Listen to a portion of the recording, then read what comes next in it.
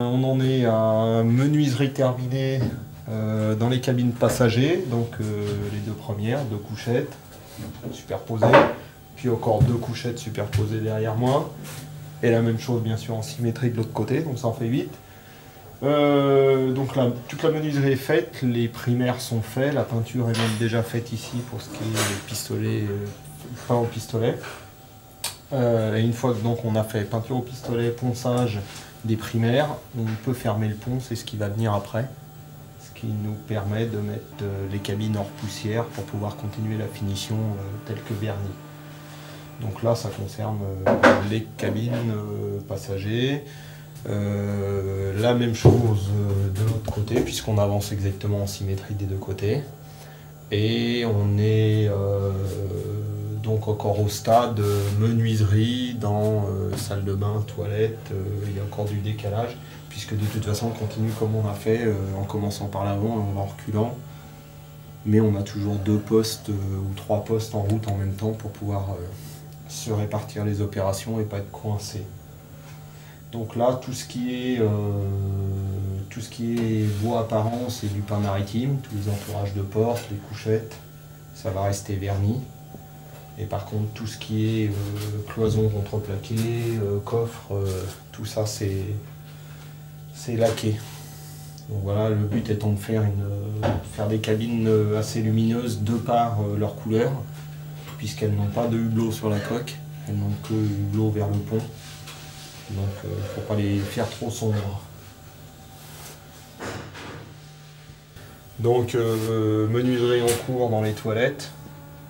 Donc voilà, on monte tout à blanc comme on a fait partout déjà. Il y a des parties qui sont amovibles. Par exemple, tous ces meubles-là peuvent être démontés pour avoir l'accès toujours à ce qui se passe derrière en cas de problème.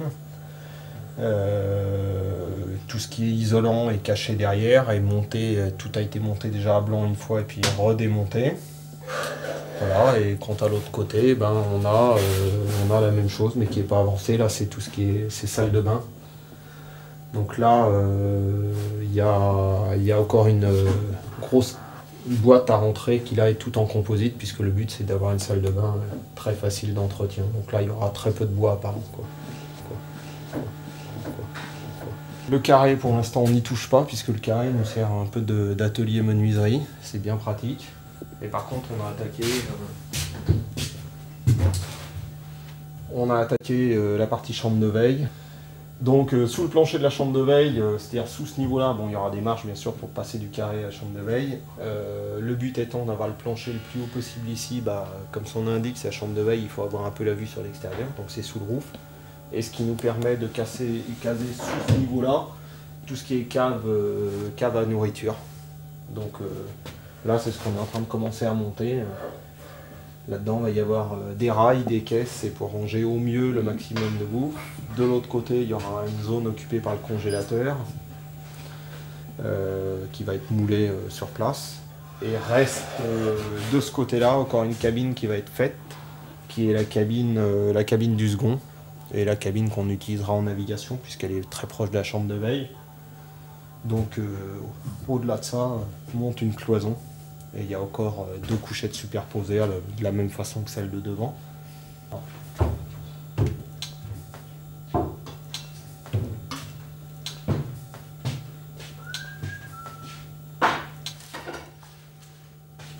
Donc là, le pontage, ça consiste à venir poser sur les barreaux qui existaient déjà, puisque ceux-là, ils existent depuis le début de la structure. C'est ce qui tenait les couples entre eux, mais qui tient le pont aussi.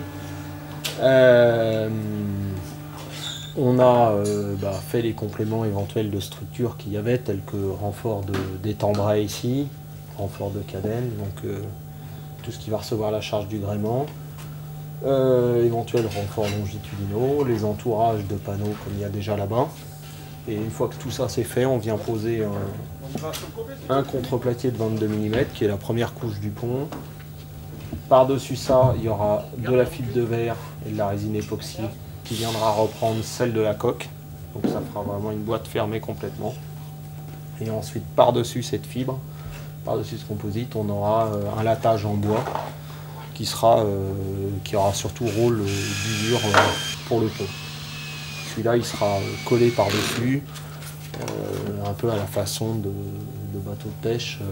Le but étant qu'on puisse traîner quelque chose dessus, une encre ou un truc comme ça, sans risquer d'abîmer ce qui est vraiment la structure et qu'on ne veut pas voir prendre l'humidité, c'est-à-dire le contreplaqué et les barreaux, quoi. Il n'y aura aucune vis qui traversera l'ensemble si possible pour fixer les lattes. Le but étant vraiment d'avoir une boîte totalement étanche en raccord avec celle de la coque et de fermer l'ensemble avec des composites.